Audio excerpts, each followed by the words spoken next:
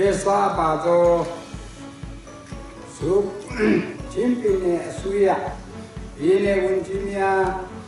Usateo Pedi Sinantine Andayi Wunti Uwepo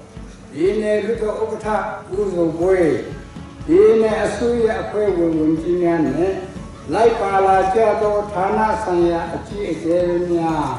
Wintamia Sentan Chiwa Apitima Teo La Jabi Chiwa Osu Osu Yiko Dunya Yami Wema Senyu Tinga Nya Along Ui Jamachin Se Chanda Chin Loki Pison Jaba Selo Meta Tu Karwa Yoye Tukun Seta Abare Dine Sukamyo Kumbwe Kanama Sukamyo Yomi Yoka Kusa Tuna Ovan Yoka Yuki Sakane Sanya Pese Ludo Longa Miabu Timpia Goma Pibare Lesa Bago Chimpine Asuya Square Wintiane Yuda Otakanya Noro Supachi Wabu New Achi Tumi Presi Bayan Jikin Asuya Tetan Galamia Din A chain Timpia Shokta Dole A John a Myo John New Achi Tumi Presi Chin Mishikeba Jiku Asuya Tetan Din Supachi Wa Myo Achi Tumi Presi Bayan Yaku Asuya Apo Atu Jiu Dusi Bajang Uswa Pyoja Lubadi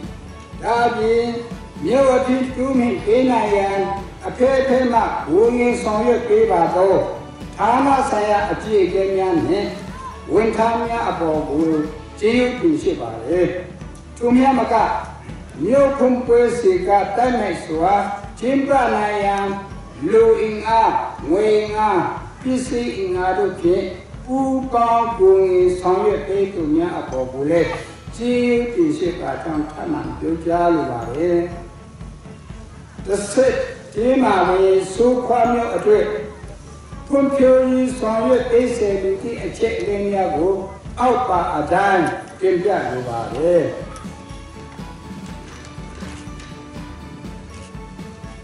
Number 3 Nene Mahadala Kwejung Pawanjin Semai Adwin Aika Longyang Haizong Hausen Lungta Doa Da A Chenchu Benayan Mahadala A Le Kama The Sing Gwedan Pewayan Timbya Abadi Namani Pengki Sanchong Yi Semai Akwama Helema PDC Yipaki Yitwe Yupeya Ne Yikan Talong Desa Pebayan Timpia Abadi Nama 2 Myokun Lama Jima Mita Sakana Chi Pi Kuya A Chok Kinlan Chi Asik Yumi Pebayan Timpia Abadi Nama 4 Myokun Na Nita Yilongkan Nga Kalam Nga Chongsa Yikan Taku Yisok Ibayan Timpia Abadi Nama Nga Sukwamyo Achekan Pinya Achekan John Win Achekan Pia Kwewe Inga Sena U Kidole Natang Seko Natang Naseku Pinya Pinhi Win Saya Sayama Tukuta Kwewe Kantaba Tapi Lilla Ye Shito Saya Sayama Mia A Kanta Pewayan Timpia Abadi Nama 4 Supa Ataka Bolong Queen Auke Hakama Tupi Landi Dwin Minya Pyojan Tapi Metin Nayan Sauluk Pewayan Timpia Abadi Nama 5 Sukwamyo Dwe Kulin Ne Tana Sayanya Wintam Presi Pone Yo Wintam Iya Asa Udugu Kwewe Chata Penayan Timpia Abadi Namashi Supano MPT line don't say chin a cake shiba again. In a secret, a singing Timpane Yan Timpe Abati Along with you the Mabi. But you don't know when she line up in Hula and Hula. In a next year, people might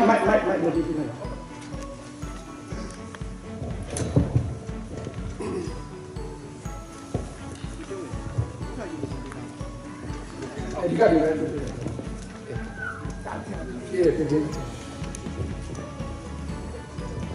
Mingala, no, keeping a listing, you will be valid. Kunaga, just going to put it, we will keep that in on here. Maharala and a Ayashibuga, keeping it in a Nani this way, Arashima, Nani Nara. Sukwabio Dayashi Pramani Rizwama. And all the city and the Sunday and our Tata those are the dark way of you, the South Yagava. I dark way of the South the town Senate, all the Salima, Sukwama, those are the 11 kg. I am the dark way of you, the South Yagava. The Sukwamio Rizwani. Those are all like tomorrow. Darby Yahava. The dark way of the body line of Konati Yale, Chivari. He's a farm you are in your cell, probably Chiva, Tao, tomorrow. Just a Miami, Darby and about Yahava. How to go out in Yahava, Leo, where you want to see the only Sulaga, Hara tomorrow, who champion or you told me tomorrow to Yahava Shiva. You are Lepona. Look at it, and nice you be all who be a form of the hand, so that they want to I don't know how to do no, Semagima Sibida. So, no, Sancho Seman, Kisan Patevio, this I will Jitanaga, last week.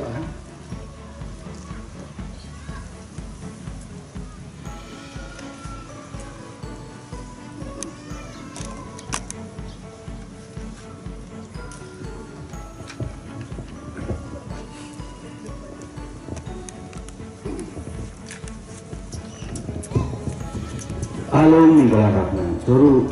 is sitting there, appointing the Joru, you want it comes to the chat nature tema. So thinking Sancho, say my permanent Helena, PVC, piping, Equay, Lunga, Kaman Gongjamu, who say Butan, Kalan, the Thompson, Yilong Kan, the Lunga, Kaman Gongjamu, setting down Suzubong, the other said, Tangu, Joru, the Tom has said. The city and I him as a roof, Tintia Tonkans, so your people on a pit on Tintia. No, you go to a route, you bring Lamaji, meet us a country, Pikuya, Joking land, a singing to be Bayan. Is an epidemic to Erale, the city matter,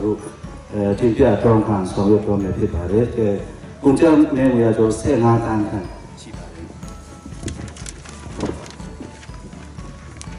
Nozoruti, you bring a meter you long can, Kala not on some, the country so Lungang Motoru. Things are so from maybe Euro to Erale to say the state man, to Suya, Purpose, to selecting gas from the people. Not only the one time can have any side or the Ikere Lama Toru,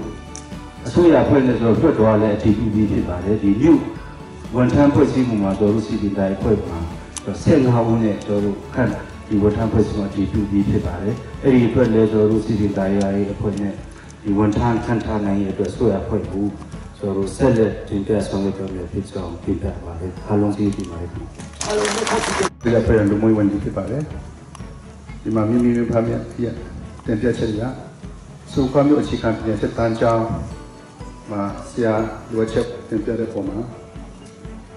The Tanasaya. Teacher check out of my papa. Number 3 could popular. Akami Kusapu Bidi.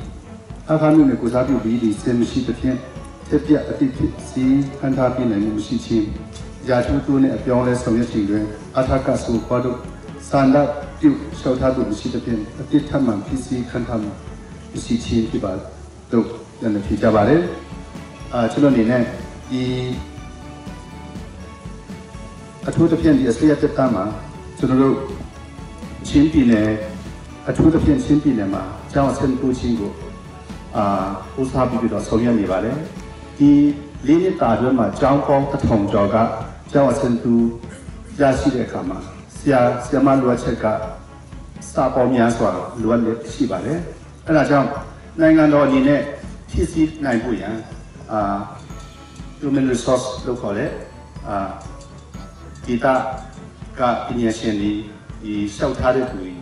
ရဲ့ပြန်လာဖြစ်နိုင်ပုံမှာကျွန်တော်ဖြည့်ဆည်းနေတာဖြစ်ပါတယ်အဲဒါကြောင့်ဒီကွဲဝေကွဲတန်းနဲ့ခံထားတဲ့အခြေအနေဒီတိုင်းရွာတိုင်းကြည့်တဲ့အခါမှာအများကြီးကွာခြားလက်ရှိပါတယ်ဒါလည်းပဲကျွန်တော်တို့ဒီထောင်စုအစနဲ့တိုင်ပင်ပြီးတော့ဆောင်ရွက်နေပါတယ်အထူးသဖြင့်အလဲဝမြို့နယ်မှာကျောင်းပေါင်း138ကျောင်းကဆရာမရှိတဲ့ပြဿနာလေးလည်းကြုံရပါတယ်ဒါလည်းကျွန်တော်တို့အခြေခံပညာရုံးချုပ်နဲ့ဝန်ကြီးနဲ့တိုင်ပင်ပြီးတော့360ကို TN နဲ့ခံထားပြီးတော့ဖြည့်ဆည်းပါတယ်လောလောဆယ်အကြီးပေါ်ဖြစ်တဲ့မတူကြီးကို153ယောက်ကို TN နဲ့ခံထားဖို့လည်းဆောင်ရွက်နေပါတယ်ဒါလည်းပြဿနာအခက်အခဲဖြစ်ရှင်းဖို့ဆောင်ရွက်နေတာဖြစ်ပါတယ်ဒါပေမဲ့ quality education quality teacher အစီအစဉ်ရရှိနေဆိုရင်တော့နည်းနည်းအခက်အခဲရှိနေလုံးပဲဖြစ်ပါတယ်အဲဒါကြောင့်ကျွန်တော်နဲ့ချုပ်ပြောမယ်ဆိုရင်ဒီဆရာမလိုအပ်ချက်များကိုကျွန်တော်တို့နောက်ပိုင်းမှာဒီထောင်စုနဲ့ပူးပေါင်းပြီးတော့ဒါထက်ပိုမိုကောင်းမွန်တဲ့ဖြည့်ရှားနည်းများဆက်ပြီးတော့ဖြည့်ရှင်းသွားဖို့ဖြစ်ပါတယ်အဲဒါကြောင့်ကျွန်တော်ချင်းပြည်နယ်အတွင်းရဲ့အခက်အခဲတွေတနိုင်ငံလုံးရဲ့အခက်အခဲတွေကိုကျွန်တော်ပေါင်းစပ်ပြီးတော့ဒီထောင်စုအခြေခံပညာရေးဝန်ကြီးဌာနနဲ့ပေါင်းပြီးတော့ဖြည့်ရှင်းဖို့နဲ့ဒီလောလောဆယ်ခက်ခဲနေတဲ့အခက်အခဲကိုတော့ကျွန်တော်တို့ဒီလမ်းဆက်ပြီးတော့ဖြည့်ရှင်းရမှာဖြစ်ပါတယ်အဲဒါကြောင့်ကျွန်တော်အနေနဲ့ကြည့်ပြနိုင်တာကတော့ဒီပြန်ဖြတ်ချက်ဒီအလကားမရှိပါဘူးကျွန်တော်တို့ဘယ်လိုဆောင်ရွက်မလဲဆိုတဲ့အပိုင်းဌာနဆိုင်ရာရဲ့လုပ်ပိုင်ခွင့်နဲ့အစိုးရကြီးရဲ့ပြည်နိုင်ဆောင်ရွက်ပြီးမှုနဲ့ပေါင်းစပ်ပြီးတော့ဖြည့်ရှင်းသွားမယ်ဖြစ်ကြောင်းဒီကြလို့ပါတယ်ကျေးဇူးတင်ပါတယ်สุโขမျိုးအခါလိုက်အဖေမြေအောင်နေချင်းနိုင်ရန်ကအဆိုင်ကိုကြည့်ထန်လာလိုက်ဆောလို့ရွေးကြည့်နေတယ်ဖြေချပြပါရတော့စစ်စုံကြပါမယ်ဒီစုကွာကျေးရွာကတောင်းဆိုကြတဲ့ဒီစုကွာထကဘလုံးနဲ့အောက်ထက်ဟာကမတူလမ်းဘေးတွင်မြများပြိုကျနေတဲ့ပြည်လေးနိုင်ငံဆောက်လုပ်ပြပါရင်ဆိုတော့အခု19ကဏ္ဍရင်းနှစ်မှာဒီနဲ့အထူးပြင်ဆင်နေတဲ့ပြင်ရန်ပုံဝင်နဲ့ကျွန်တော်တို့လောလောဆယ်150ရတိတ်ဘောရထားပါတယ်ရှင်ဒီနှစ်တွင်လုပ်ပြီးတော့ထပ်မံလိုအပ်လို့ရှိရင်တော့2020 21မှာထပ်မံပြီးတော့ရထားဆောင်ရွက်ပုံဖြစ်ပါတယ်ရှင်ကျေးဇူးတင်ပါတယ်ရှင်အားလုံးလက်ခုပ်ပြုလို့ရအောင်ပြည်မှုကဒီနေ့ပြောအချုပ်မှုလုပ်ပါတယ်ဒါဒီလိုဟာခမ်စုခါမျိုးတွေဖွင့်နေဒီဌာနဆိုင်ရာဝန်ထမ်းဖွဲ့စည်းပုံနဲ့ရုံးဝန်ထမ်းအရာအဆောက်အဦကိုဖျက်ဝေပေးဖို့ဒါတည်ကြားချက်ဖြစ်ပါတယ်အဲ့တော့ကျွန်တော်တို့အုပ်ချုပ်ရေးဌာနအနေနဲ့စုခါမျိုးမှာစုခါမျိုးရုံးဖွင့်ဖို့အတွက်ကို2019-2020ဘယ်ချက်စနေပါပြီကျွန်တော်တင်ထားတဲ့ပေါ်ပြပါပြီအဲ့တော့အဲ့မှာမျိုးချုပ်မှုရုံးပါပါမယ်အဲ့တော့ဘယ်ချက်က143တန်းဖြစ်ပါတယ်အဲ့တော့မျိုးချုပ်မှုနေပါတယ်6ခန်းတွဲဝင်တဲ့အရာပါပါအဲ့ဒီနေရာအတွက်ကိုကျွန်တော်တို့အမြန်ဒီဘတ်ဂျက်မှာ9လ6လပြန်ဆောင်ပြီးတော့မှဖြစ်တော့ပြောလိုပါတယ်အဲ့မှာလည်းကျွန်တော်တို့ကမြေနေရာနဲ့တွားပြီးစစ်ဆေးပြီးဖြစ်ပါတယ်ကျွန်တော်တို့အခု16ခန်းဆေးရုံအောက်ဖက်မှာမြေရပြတ်မှာအဲ့ဒီနေရာမှာကျွန်တော်တို့မြေနေရာရွေးချယ်ပြီးတော့ကျွန်တော်တို့ဆောင်ပြီးတော့မှဖြစ်တော့ပြောကြရပါတယ်ဝန်ထမ်းဖွဲ့စည်းပုံအနေနဲ့လည်းကျွန်တော်တို့မျိုးချုပ်မှုချုပ်ရဲ့အုပ်ချုပ်မှုကဒုတိယဦးစီးမှုအဆင့်ဖြစ်ပါတယ်အဲ့ဒါကတော့ကျွန်တော်တို့ထွေအုပ်ချုပ်ရေးရုံးချုပ်ကခံထားရဖြစ်တဲ့အတွက်ကြောင့်ရုံးချုပ်ကိုအရင်တင်ပြပြီးဆောင်ပြီးတော့မှဖြစ်ပါတယ်ကျန်တဲ့အခြားဝန်ထမ်းများကတော့အားလုံးဖွဲ့စည်းပုံ19ဦးမှာ17ဦးတော့ခန့်ပေးပါတယ်အဲ့ဒါကိုတော့ကျွန်တော်တို့ပြည်နယ်ထွေအုပ်ရဲ့အစီအစဉ်နဲ့အញ្ញံဆုံးဒီအုပ်ချုပ်မှုခန့်တာနဲ့ခံထားဆောင်ပြီးတော့မှဖြစ်ကြောင်း တင်ပြအပ်ပါတယ်ဒီနေရာမှာကျန်တဲ့ကရဲလို့ရေစင်းတောင်းကားလို့တော့ကျွန်တော်ပဲစုပြီးဖြေလိုက်ပါမယ်ရဲတပ်ဖွဲ့အနေနဲ့လည်းစုခေါင်းမျိုးရဲကင်းစကန်တစ်ခုဖွင့်လှစ်ထားရှိပြီးဖြစ်ပါတယ်ပြည်စည်းပုံ1ပေါင်း7လက်ရှိအင်အား1ပေါင်း8နဲ့တောင်းထမ်းဆောင်ရရှိပြီးတော့မြို့လူချုပ်ရေးပြောင်းပြီးစိုးမိုးရေးရရဲတာရေးကိုပုံမအောင်အောင်ဆောင်ရွက်ပေးနိုင်ရန်မျိုးစနစ်လုံးကြီးရဲရဲစကန်အစ်စ်တို့မြင့်ပေးကာရန်ဆိုပြီးတော့ကျွန်တော်တို့တင်ပြထားရှိပြီးဖြစ်ကြောင်းတင်ပြဖတ်ပါတယ်။လေယာဉ်မြေစီမံခန့်ခွဲရေးစင်ဦးစီးဌာနအနေနဲ့စုဖောင်းမြို့မှာရုံးအဆောက်အဦဝန်ထမ်းအင်အားဆောင်ရရှိရေးဝန်ထမ်းဖွဲ့စည်းပုံရရှိရေးအတွက်လည်း2020-21ဘဏ္ဍာနှစ်မှာတင်ပြတောင်းခံပေးသွားမှာဖြစ်ကြောင်းဖြေကြားအပ်ပါတယ်။ဒါဝကလူမှုကြီးကြပ်ရေးပြည်သူ့အင်အားဦးစီးဌာနအနေနဲ့စုဖောင်းမြို့မှာရုံးအဆောက်အဦဝန်ထမ်းဖွဲ့စည်းပုံရရှိရေးအတွက်ကိုလည်းကျွန်တော်တို့2020-2021ဘဏ္ဍာနှစ်မှာကျန်ဦးစီးမှုရုံးပြည်နယ်စုရုံးတစ်ဆက်ရုံးချုပ်ကိုတင်ပြတောင်းခံပေးသွားမှာဖြစ်ကြောင်းဖြေကြားအပ်ပါတယ်။ပညာရေးအနေနဲ့လည်းဝန်ကြီးကတော့ဖြေကြားပြီးဖြစ်ပါတယ်။ဆရာမရရှိရေးအထက်ကစုခွာကြောင်းအမကဆိုင်လူသားကြောင်းစာတင်ကြောင်းကြောင်းဖွင့်ထားရှိပြီးဖြစ်ပါတယ်။2019-2020ခုနှစ်မှာအထက်ကစုခွာ၌အာဆီယံထက်စာတင်ဆောင်တစ်ဆောင်စပီးဆွတ်ချတိတ်ပန်ဆောင်တစ်ဆောင်ကိုတိစောက်ပေးသွားမှာဖြစ်ကြောင်းဖြေကြားအပ်ပါတယ်။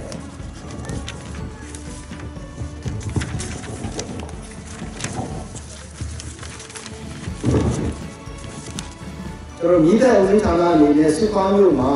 နေမြေမြစ်တဲ့စကန်ဖွင့်လှစ်ထားရှိပြီးနေမြေမြစ်တဲ့စကန်အဆောက်အဦကို2015-2016တွင်တည်ဆောက်ထားရှိပြီးလေကန်တွေအထက်ဝန်ထမ်းအင်အားကို2019-2020ဘဏ္ဍာနှစ်မှာတည်ဆောက်ပေးသွားမှာဖြစ်ကြောင်းဖြေကြားအပ်ပါတယ်။ဝန်ထမ်းအင်အားအနေနဲ့တော့နေမြေမြစ်တဲ့စကန်မှာကွန်ပျူတာရှိတော့လေတဦးသ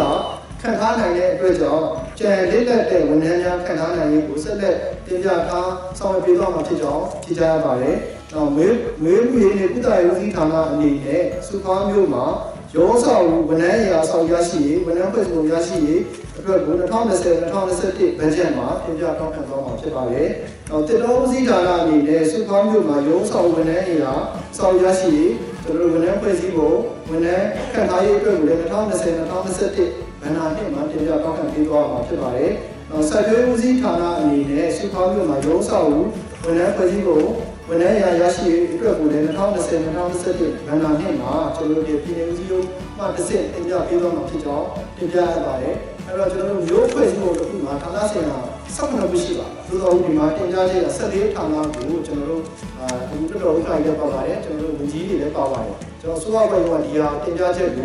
ုဒီစိုးရဘက်မှာဆက်လက်ဆွေးနွေးပြီးတော့မှဦးနာပြည်နယ်ဦးစီးဌာနများမှတစ်ဆင့်ဆက်လက်တင်ပြပေးသွားမှာဖြစ်ကြောင်းဖြစ်ဆွဲတင်ပြရပါတယ်နောက်တစ်ခုကကျွန်တော်ဖြစ်ဆက်ပြောချင်တာကကျွန်တော်တို့ချစ်ပြည်နယ်ထဲမှာမြို့ပေါင်း20ခန့်ဖွဲ့ပြီးဖြစ်ပါတယ်ဒီစုဖားမြို့ပေါင်းမြို့တစ်တွေလည်းဖွဲ့ထားပါတယ်အဲ့တော့ဖွဲ့ထားတဲ့မြို့တွေထဲမှာ